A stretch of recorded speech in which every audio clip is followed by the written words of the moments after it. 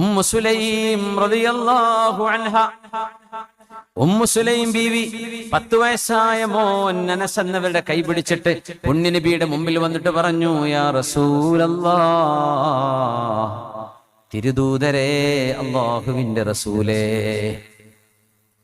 മദീനത്തെ പെണ്ണുങ്ങൾ ഓരോരുത്തരും അവരവരെ കൊണ്ട് കഴിയുന്ന ഒരു ഹദിയ, ഒരു സമ്മാനം അങ്ങേക്ക് നൽകിയല്ലോ നബിയെ, അങ്ങയുടെ ഈ വരവിൽ സന്തോഷിച്ചുകൊണ്ട്. എനിക്കൊന്നും തരാൻ എന്റെ കയ്യിലില്ല നബിയെ, എന്റെ ഒരേ ഒരു സമ്പാദ്യം എന്റെ ഈ ആൺകുട്ടിയാണ്, അനസ് ഇബ്നു മാലിക്. എന്റെ ഈ മോൻ എന്റെ എല്ലാമാണ് നബിയെ, വേറെ മോൻ എനിക്കില്ല. അനസ് എന്നവരുടെ വാപ്പയിൽ നിന്നുള്ള മോൻ. പിന്നെ അവരെ മറ്റൊരു സ്വഹാബി കല്യാണം കഴിച്ചു, അബൂ തൽഹ റളിയല്ലാഹു അൻഹു. അത് പിന്നീടാ. അനസ് എന്നവരുടെ വാപ്പ അബൂ തൽഹ തങ്ങളല്ല. അനസ് റളിയല്ലാഹു അൻഹു എന്ന മോനെ പുണ്യ നബിയെ ഏൽപ്പിച്ചുകൊണ്ട് പറഞ്ഞു, നബിയേ, ഇതെന്റെ കരളിന്റെ കഷ്ണമാണ് നബിയേ, എന്റെ ജീവന്റെ ജീവനായ മോൻ, ഒരു മോൻ.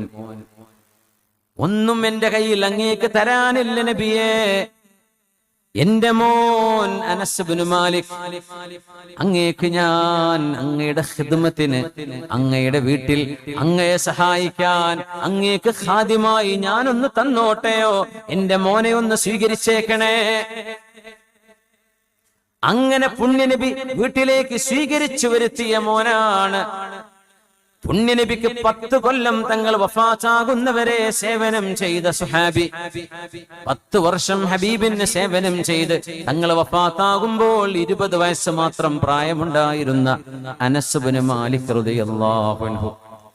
അനസ് എന്നവർ നബിയെ കണ്ട പോലെ വേറെ ഒരു സ്വഹാബി, ഒരു പുരുഷനായ സ്വഹാബി നബിയെ കണ്ടിട്ടുണ്ടാവില്ല.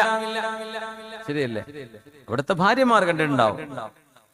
ശ്രദ്ധിക്കുന്നവർ എപ്പോഴില്ലല്ലോ. അനസ് എന്നവർ വീട്ടിൽ എപ്പോഴുമുണ്ട്. തങ്ങളുടെ വീട്ടിലാണ് കിടത്തം. കൊച്ചുമോനായി വന്നതാണ്.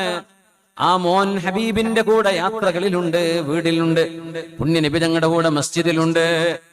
അത്രത്തോളം നബി തങ്ങളെ കണ്ണുകൊണ്ട് നോക്കിക്കാണാൻ മദീന കാലഘട്ടത്തിൽ അവസരമുണ്ടായ മറ്റൊരാൾ വേറെയുണ്ടാവില്ല. ശ്രദ്ധിക്കുന്നവര് മക്ക മുതലുണ്ട്.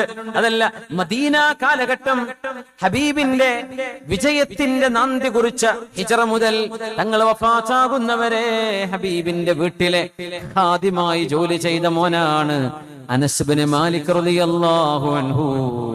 അതുകൊണ്ട് താബിഈയായ സ്വഹാബികൾക്ക് ശേഷം വന്ന തലമുറ, അവരെയാണ് നമ്മൾ താബിഈങ്ങൾ എന്ന് പറയുന്നത്. താബിഈയായ സാബിത്തുൽ ബുനാനി, ഉസ്താദുമാർക്ക് കേട്ടുപരിചയമുള്ള പേരാണിത്.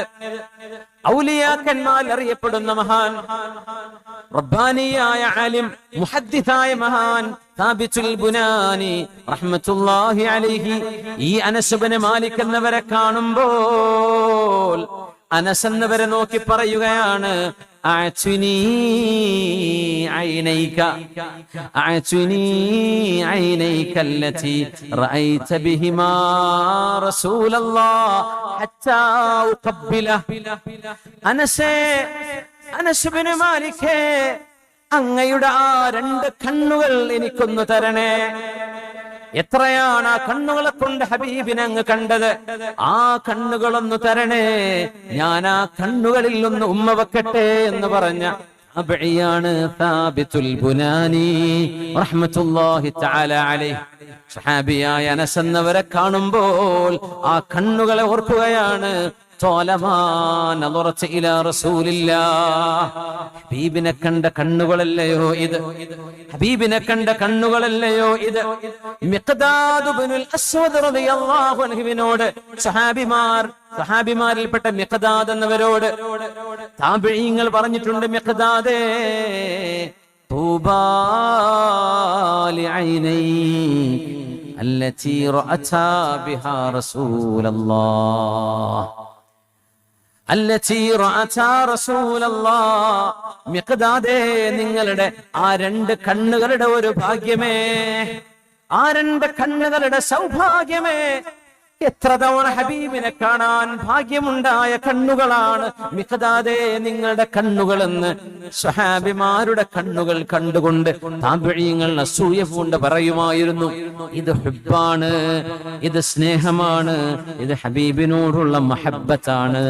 ആർക്കാണോ മഹബ്ബത്ത് കൂടുതലുള്ളത് അവര് നാളെ ഹബീബിന്റെ ശഫാഅത്ത് കിട്ടുന്നവരാണ്.